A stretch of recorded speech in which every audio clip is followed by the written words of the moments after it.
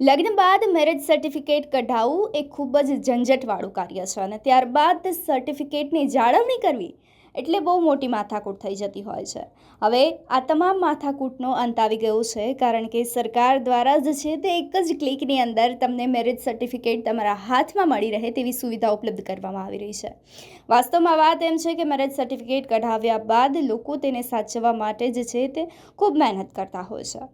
અને હવે સૌપ્રથમ BMCએ મુંબઈવાસીઓ માટે ડિજિટલ લોકરની અંદર મેરેજ સર્ટિફિકેટની નકલો સાચવવાની સુવિધા ઉપલબ્ધ કરી હતી, મેળવવાની સુવિધા ઉપલબ્ધ કરી હતી અને ત્યારબાદ હવે વિવિધ રાજ્યના લોકો માટે ડિજિટલ લોકર પર તેમના મેરેજ સર્ટિફિકેટની નકલો પણ મેળવી શકે છે. તેનો સૌથી મોટો ફાયદો એ થાય છે કે લોકો આ મહત્વપૂર્ણ દસ્તાવેજને ગમે ત્યારે ગમે ત્યાં સુરક્ષિત રીતે એક્સચેન્જ કરી શકે છે.